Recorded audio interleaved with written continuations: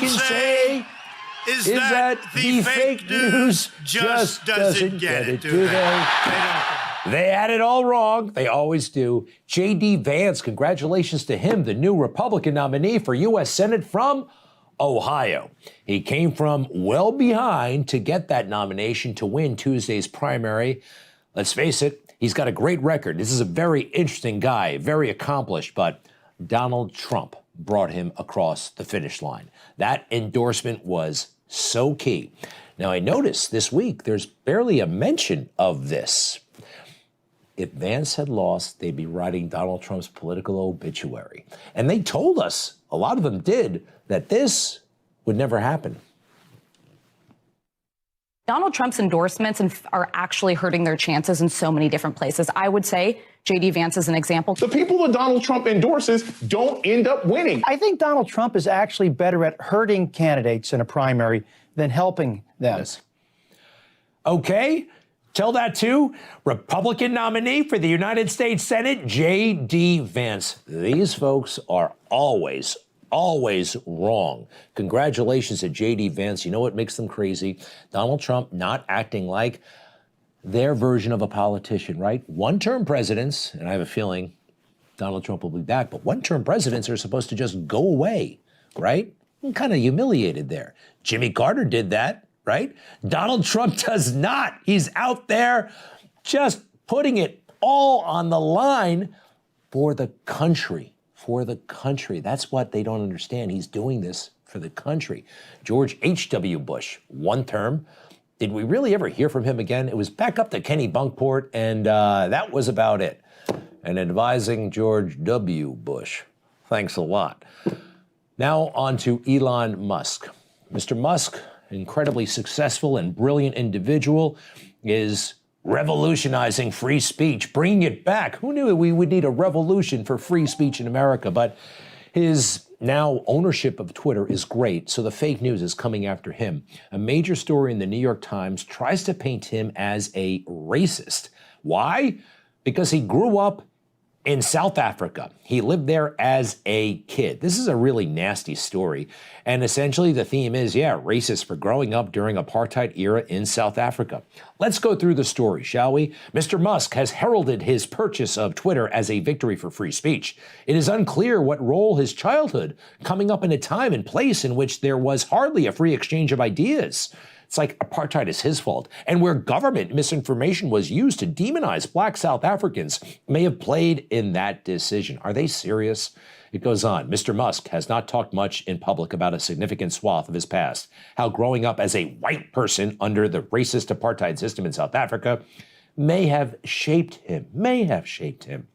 What's more, interviews with relatives and former classmates reveal an upbringing in elite, segregated white communities that were littered with anti-black government propaganda and detached from the atrocities that white political leaders inflicted on the black majority. He was 17 years old, all right? In the fine print of the story, they talk about how his father was against apartheid, how the family had black friends, but they were looking down on Mr. Musk and his family. The New York Times was. More on them in a moment. I hadn't yet to see a story like this about Charlize Theron, the actress. She's brilliant. She can play anybody. She's like the new Meryl Streep, but better. She's from South Africa. Where's the profile about her? Is she racist because she... Of course not. Of course not. The reporters who wrote the story, especially John Elligan on the left, I have a feeling that he comes from the social justice warrior perspective on a lot of issues. And it's hard to edit a piece that he produces. Moving on. With the Roe v. Wade situation, Kamala Harris is back in business. How dare they? How dare they tell a woman what she can do and cannot do with her own body? How dare they? How dare they try to stop her from determining her own future? How dare they try to deny women their rights?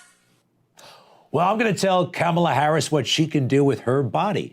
I think she should take her body and go jump in the lake, okay? That's what she can do with her body, in my opinion. Oh, she is back in business. Let's face it, she was very silly, kind of had no mission there for a while, but now she's back doing what she does best, scolding people, yelling about things. I mean, this is what made her a superstar. This is why she got the job. Arr! All right, knock yourself out, Kamala. I'm sure you're gonna have at least something to do now. Okay. Oh, a lot of companies are jumping forward. Look at us. Look at how virtuous we are. Corporations to cover employees' travel costs for abortion care. Now, first off, this is way premature, okay? This is a draft opinion. John Roberts said it's not a done deal yet, but they're trying to be, I don't know, placate the mob and virtue signal. And big companies, too. They're going to start, Citibank, Apple, Yelp, Levi's, Amazon, they're going to start paying employees to fly to wherever they want to get the abortion if they can't get it where. It's premature, but that's what they do. They throw money to say, look at us, look at how, or maybe they just put out a press release. They did this during Black Lives Matter, by the way. These companies, they did not vet Black Lives Matter like they should have. They celebrated this stuff, they glorified it, and said, look at us, we're giving money to this cause. Now we all know they were blowing the money on silly things like mansions and boats. How about that? So, I think this is an interesting idea. What do you think? Let me know here at Newsmax. But have you noticed that a lot of people don't know how to shoot? Now, the NRA is actually very good at teaching people how to shoot, the National Rifle Association. I was a kid. I was at Boy Scout camp, and I actually got a marksmanship certificate from the National Rifle Association. And the big thing they emphasized was safety. The National Rifle Association primary mission is safety, gun ownership, and safe gun ownership. Treat every weapon as if it's loaded. Only point at things you want to actually shoot. How to aim. I learned how to aim. It was a great experience. You know who needs that experience? Unfortunately, I don't want anybody to get shot, but something's got to be done because we have a lot of people out there who are using guns who don't know how to shoot. Now, take a look at this. In New York, not long ago, two gunmen shooting and killing an innocent bystander, a 48-year-old community leader. These guys shot right there. They were not intending to hit him, but they did. Also in New York, a 16-year-old boy accidentally shot in the head and killed by his friend during a shootout. Also in New York, right in the middle of the day, two children caught between a gunman and the intended target. Fortunately, the kids miraculously escaped injury, but this happens all the time. In January, an 11-month-old girl shot in the face by a stray bullet. 11-month-old. She survived. She was in critical condition there for a while. Also, surveillance footage shows a shooting back in October of 2020 in the middle of the day, a black sedan opening fire on a group of men on the street. One of them has a gun in his pocket, fired back, accidentally shooting a 52-year-old female bystander in the leg. You know, I'm sorry, but someone's got to teach these guys how to shoot.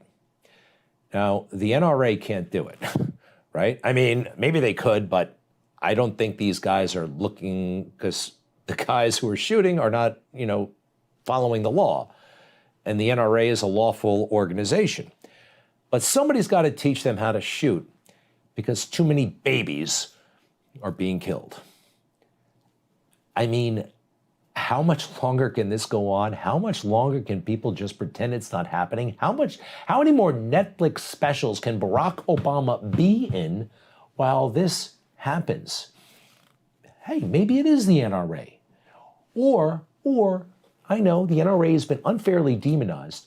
How about Dr. Dre? You know this guy? He was, what was that band he was in? NWA? He sang, quote unquote, sang at the Super Bowl. He's a billionaire. Compton, he knows all about it. Perhaps he could put together a program so these guys could learn how to shoot straight and not kill so many babies.